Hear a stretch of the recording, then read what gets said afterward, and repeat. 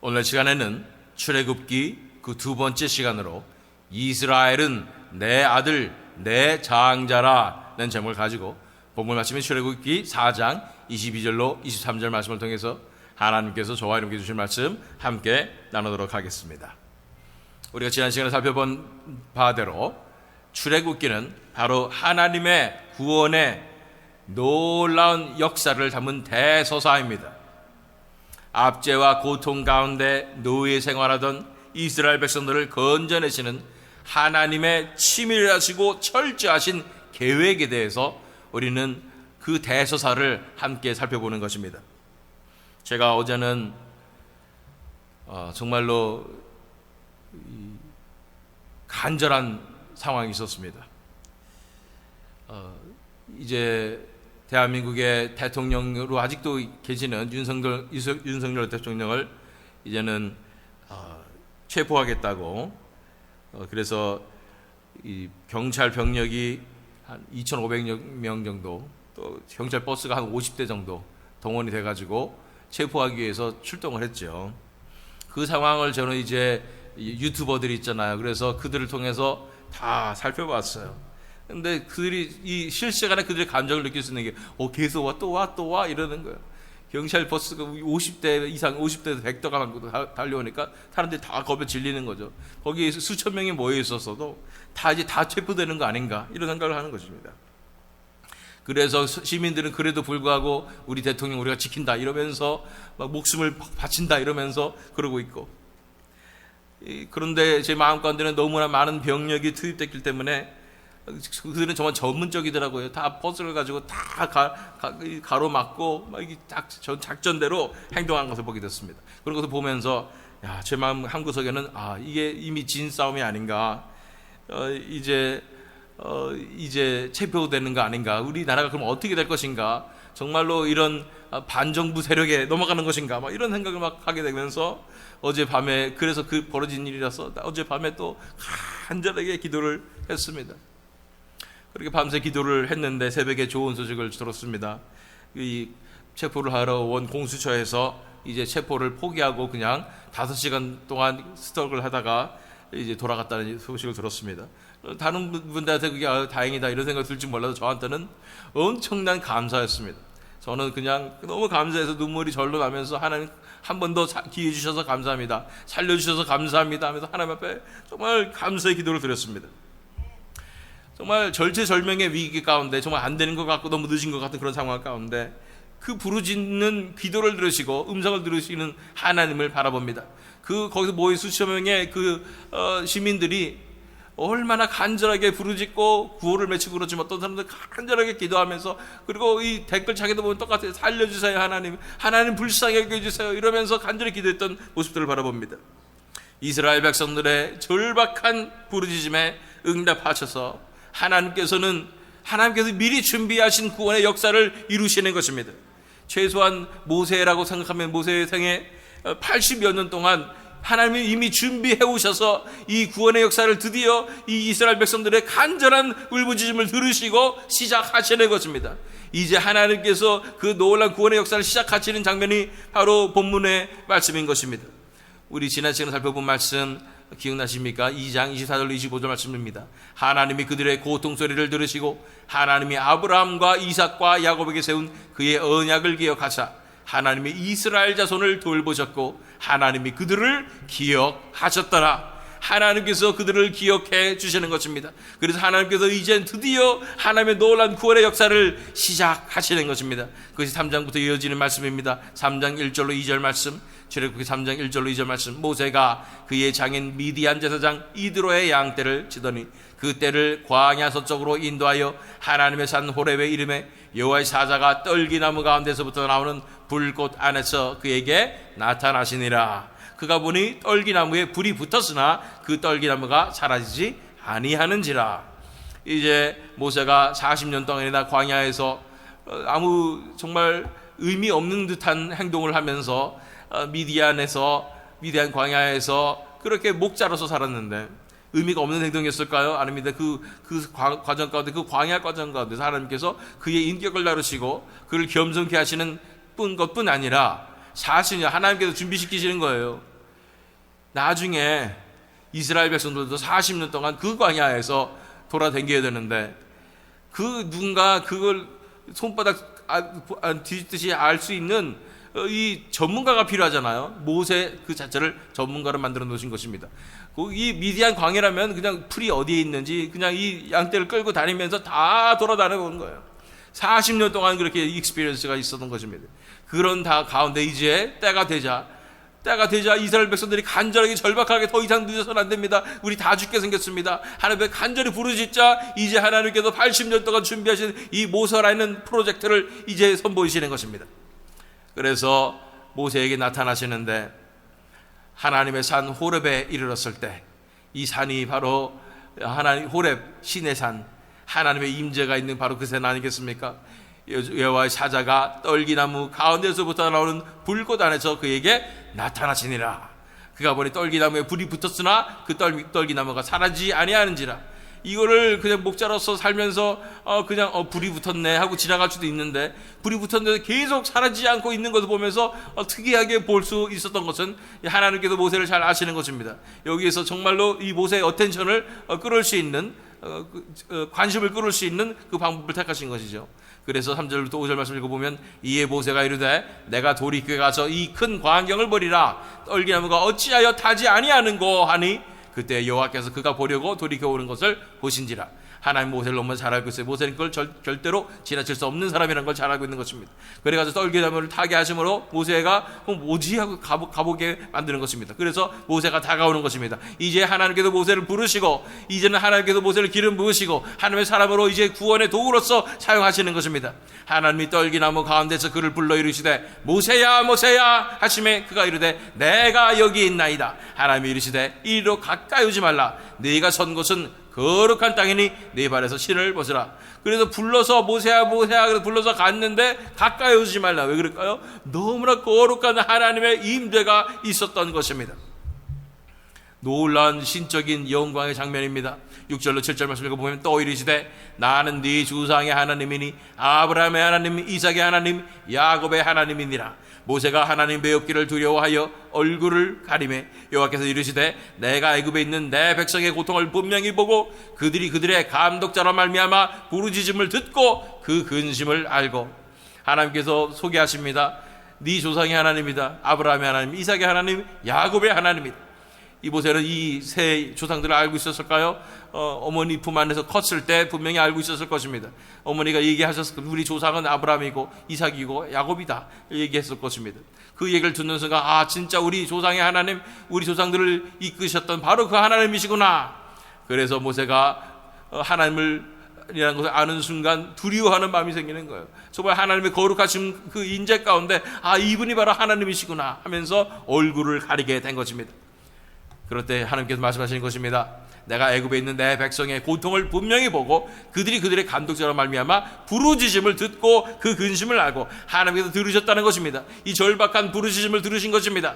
이렇게 간절히 부르짖을 때 하나님께서는 그 음성을 들으시는 것입니다. 그렇게 하나님의 구원의 역사는 시작되는 것입니다.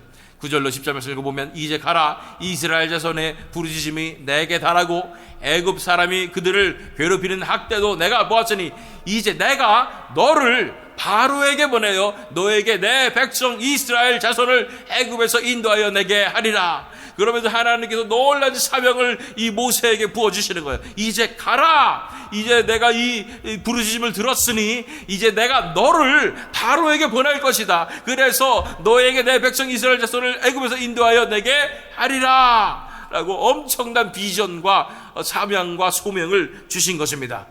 하나님께서 그 고이고이 준비하셨던 이 그릇, 이 구원의 도구를 드디어 이제 하나님께서 부르시면서 사명을 주시는 것입니다. 11절 12절 말씀. 그러나 모세의 반응은 이렇습니다. 모세가 하나님께 아뢰되 내가 누구이기에 바로에게 가며 이스라엘 자손을 애굽에서 인도하여 내리이까? 하나님이 이르시되 내가 반드시 너와 함께 있으리라. 내가 그 백성을 애굽에서 인도하여 낸 후에 너희가 이 산에서 하나님을 섬기리니 이것이 내가 너를 보낸 증거니라. 모세가 얘기하는 것입니다. 내가 누구입니까? 나는 정말 이제는 아무것도 못해요. 말도 못하고요.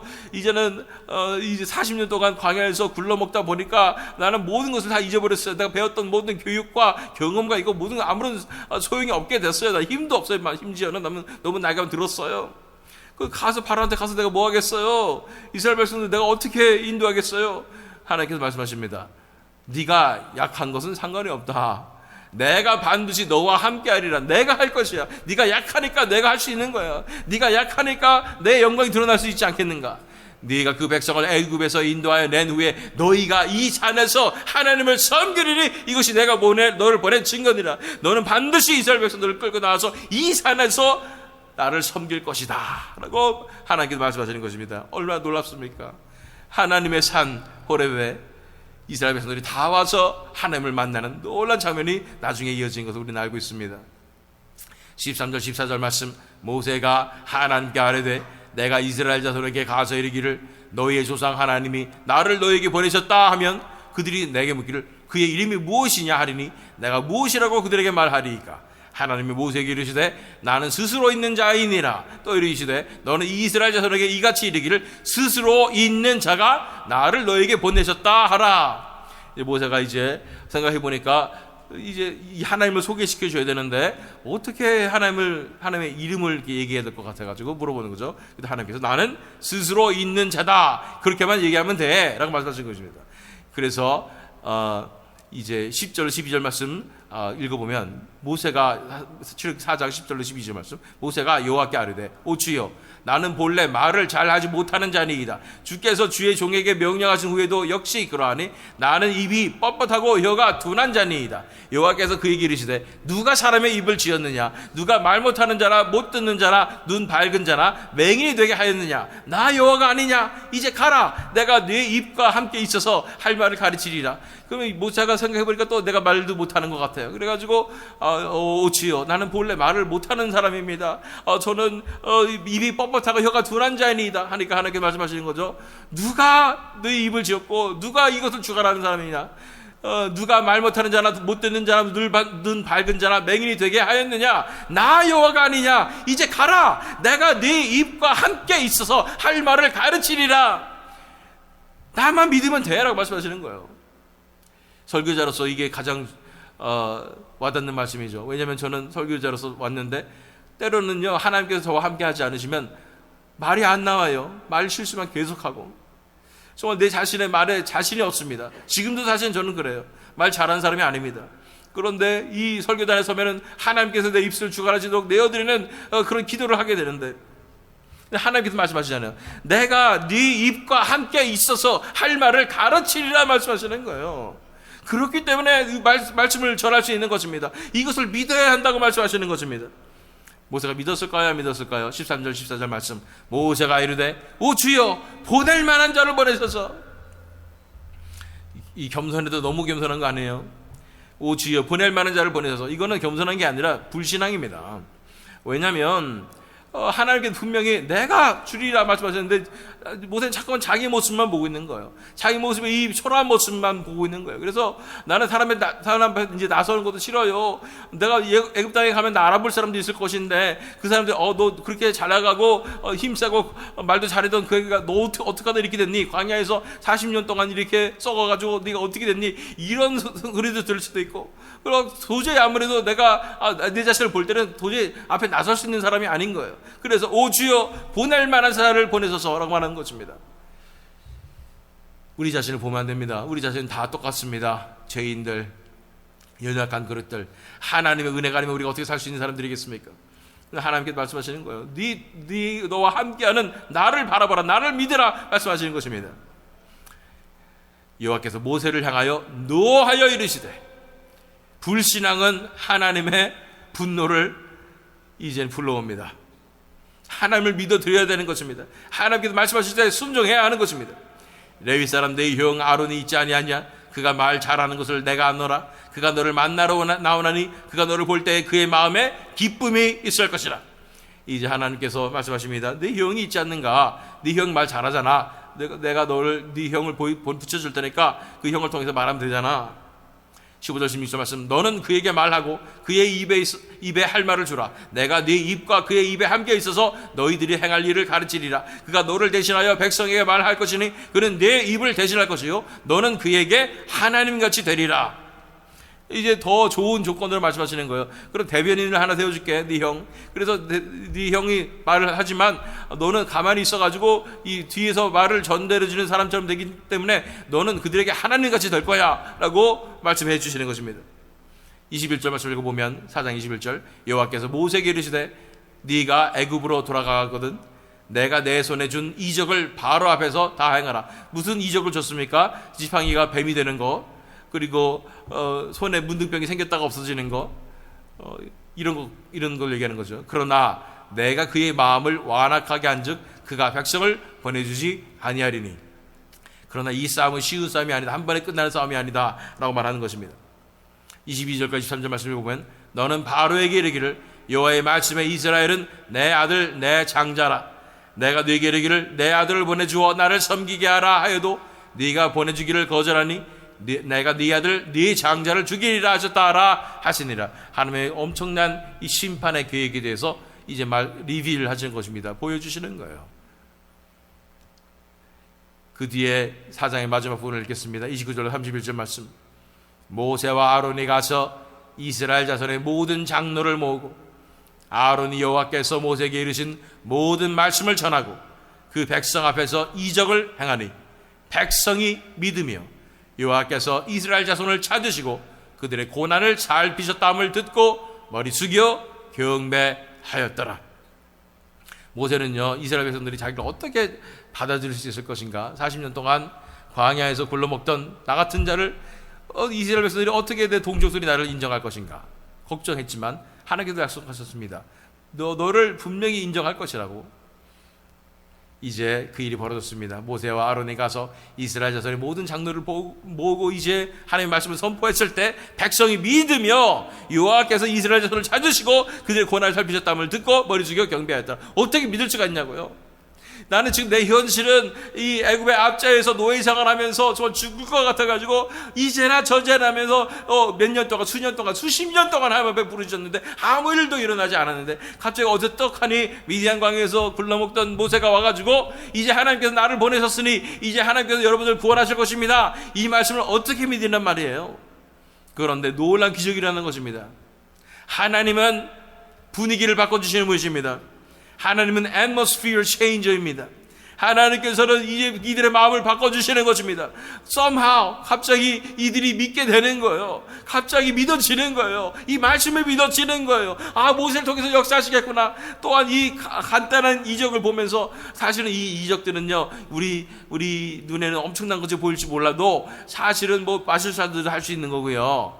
그 다음에 나중에 모세를 통해서 이루실 엄청난 기적들을 보면 이건 아무것도 아닌 아주 간단한 마술과 같은 아무것도 아닌 거지만 그것을 행하였을 때 이스라엘 백성들이 보는, 아, 하나님의 사람이구나, 하나님께서 보내셨구나, 하나님께서 역사를 이루실 것이구나 하는 것을 우리가 어떻게 그냥 받아들이게 되는 거예요. 이게 하나님의 은혜입니다. 하나님의 은혜가 부어질 때 이런 놀라운 역사가 일어나는 것입니다. 이것을 우리는 부흥이라고 하는 거예요.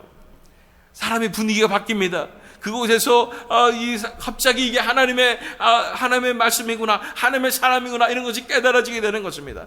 이러한 분위기를 바꾸시는 하나님, 그 역사가 시작되는 것입니다. 이렇게 하나님은 철저하게 치밀하게 준비하셨던 구원의 역사를 이루기 시작하시는 것입니다. 오늘 본문 말씀으로 돌아가서 자세히 살펴봅니다. 출애굽기 4장 22절 23절 말씀, 너는 바로에게 이르기를 여호와의 말씀에 이스라엘은 내 아들 내 장자라. 왜 하나님께서는 굳이 이스라엘은 내 아들 내 장자라 말씀하실까요? 하나님께서 첫 번째 낳은 아들같이 내가 이스라엘을 돌본다고 말씀하시는 것입니다. 하나님께서 하나님의 교회를 향하여 동일하게 말씀하신 줄 믿습니다. 내 아들 내 장자라. 하나님의 백성들에게, 하나님의 사람들에게 하나님은 너는 내 아들이라 말씀해 주시는 것입니다. 하나님의 아들은 독생자 예수 그리스도시잖아요. 그럼에도 불구하고 우리 같은 버러지 같은 죄인들에게도 하나님께서 너는 내 아들이라 말씀해 주시는 것입니다. 예레미야 2장 3절 말씀 읽겠습니다. 이스라엘은 여호와를 위한 성물 곧 그의 소산 중 첫 열매이니 그를 삼키는 자면 모두 벌을 받아 재앙이 그들에게 닥치리라. 여호와의 말씀이니라. 이스라엘은 여호와를 위한 성물, 첫 열매다 말씀하시는 거예요. 첫 아들이라 말씀하시는 거고, 그를 삼키는 자면 모두 벌을 받아 재앙이 그들에게 닥치리라 말씀하는 것입니다. 본문 말씀을 다시 보면 너는 바로에게 이르기를 여호와의 말씀에 이스라엘은 내 아들 장자라. 내가 네게 이르기를 내 아들을 보내주어 나를 섬기게 하라 해도 네가 보내주기를 거절하니 내가 네 아들 네 장자를 죽이리라 하셨다라 하시니라. 이 이스라엘을 건드리면 죽는다라는 것입니다. 하나님께서는 이토록 신실하신 분이십니다. 하나님께서 우리를 아들로 삼으시고 우리를 보호하시고 우리를 통해서 역사하실 것입니다. 신명기 1장 31절 말씀 읽겠습니다. 광야에서도 너희가 당하였거니와 사람이 자기의 아들을 안는 것 같이 너희의 하나님 여호와께서 너희가 걸어온 길에서 너희를 안으사 이곳까지 이르게 하셨느니라 하나. 이스라엘 백성들이 40년 광야의 생활을 돌아보면서 모세가 얘기한 것이죠. 한마디로 너희의 40년 동안의 광야의 생활은 힘든 것 같았어도 사실은 하나님이 자기 아들을 안는 것 같이 안아서 옮기신 것이나 다름이 없다고 말씀하는 것입니다. 하나님은 놀라는 엄청난 은혜와 축복이 임한 것입니다. 그래서 이스라엘 백성들은 불평만 하지만 40년 동안 만나가 내렸어요. 이게 말이 되는 얘기예요. 매일마다 만나가 내리고 맥주하기도 오고 40년 동안 이 발이 헤어지지 않냐고 옷이 헤어지지 않으면 신발도 괜찮고 너 엄청난 사실은 아무렇지도 않아 보이는 일들이 엄청난 다 기적이었던 거예요. 하나님께서 자기 아들을 안으시는 것 같이 안아서 들어서 옮긴 것 같이 그렇게 하나님께서 이스라엘 백성들을 구원하시는 것입니다. 하나님은 이스라엘 백성들을 아들 취급하신 것입니다. 하나님께서 하나님의 교회들, 하나님의 백성들을 아들 취급하여 주시는 줄 믿습니다. 그래서 23절 말씀 읽어보면 내가 네게 이르기를 내 아들을 보내주어 나를 섬기게 하라 하여도 네가 보내주기를 거절하니 내가 네 아들 네 장자를 죽이리라 하셨다 하라 하시니라. 여기서 무슨 말씀이에요? 한마디로 이스라엘 백성들을 장자라고 부르면서 네가 내 장자를 묶어두고 보내주지 않고 괴롭히고 노예 삼고 했으니 이제 나는 분명히 너에게 기회를 줬다. 내 장자를 보내라. 돌려보내라. 나는 분명히 기회를 줬는데 네가 듣지 않았으니 내가 네 아들 장자를 죽이리라. 하나님 처음부터 이 계획을 가지고 철저하게 실행하셨어요. 그냥 아무 생각 없이 이런 10가지 재앙을 다 내리신 것이 아니라 처음부터 이 엄청난 심판의 역사를 계획하시고 선포하시는 것입니다. 내가 네 아들 네 장자를 죽이리라.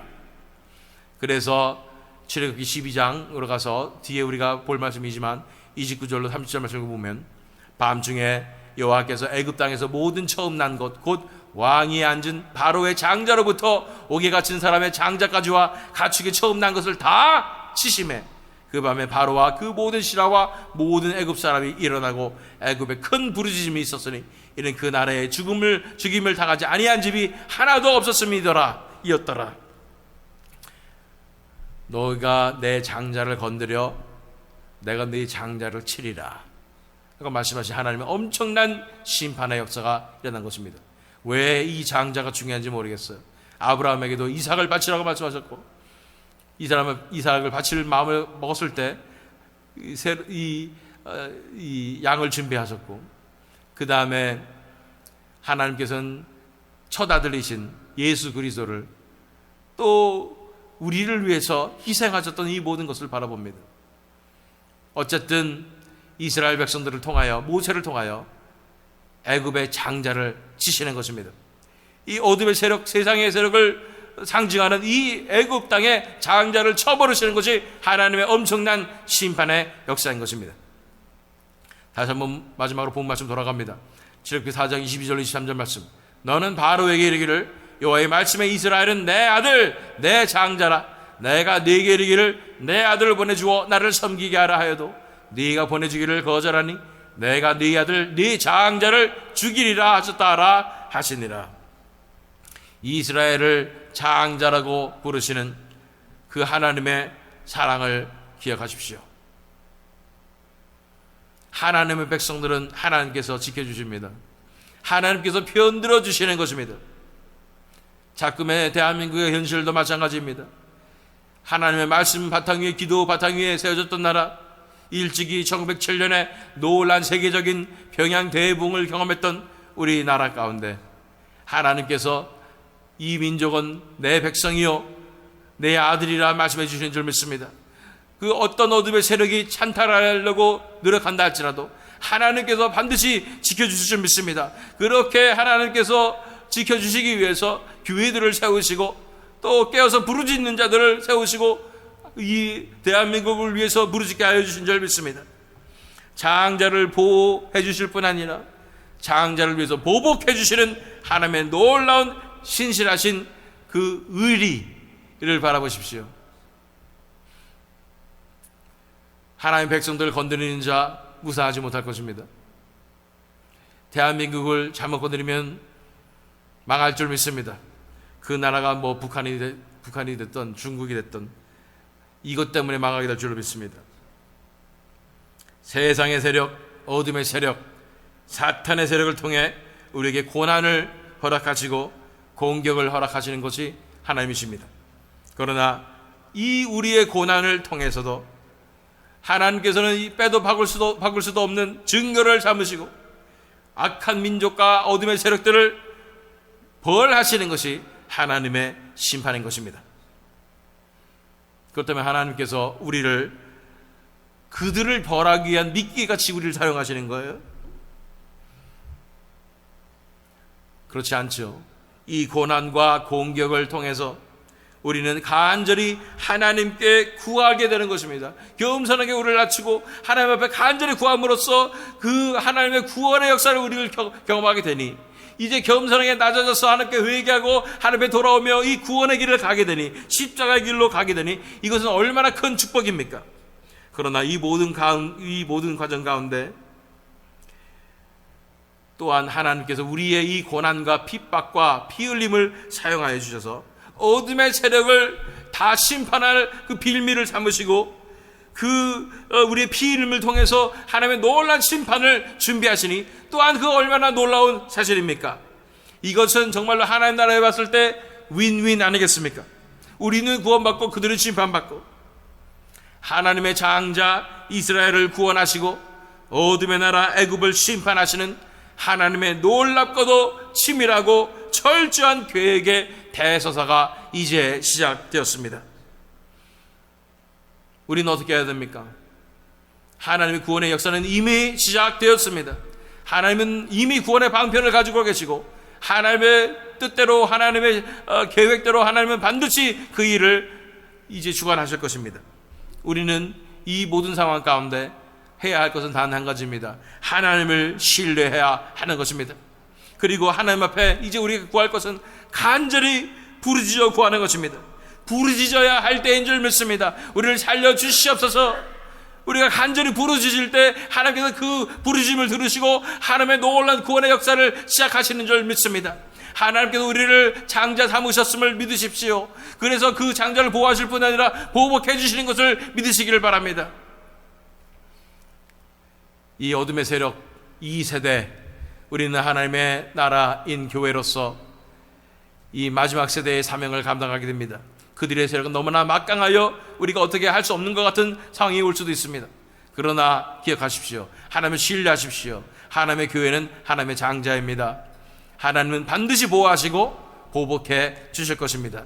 하나님의 교회를 사용하셔서 이 어둠의 세력들을 심판하실 것입니다. 이렇게 하나님 앞에 부르짖을 때, 교회가 나와 부르짖을 때 하나님께서 예비하신 놀라운 구원의 약속이 반드시 이루어지게 될 줄로 믿습니다.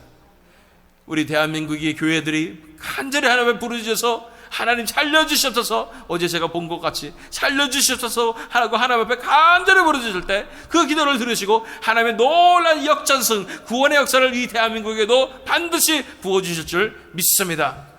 우리 삶 가운데서도 정말로 우리 기도 제목들 있잖아요.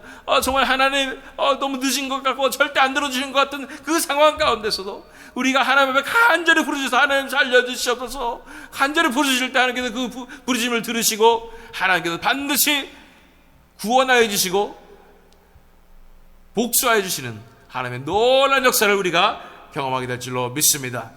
이런 하나님께 신뢰함으로 간절히 부르짖어서 하나님의 놀라운 구원의 역사를 경험하시는 저와 여러분 되시기를, 또한 이 새믿음 장로교회 되기를 예수 그리스도 이름으로 축원합니다.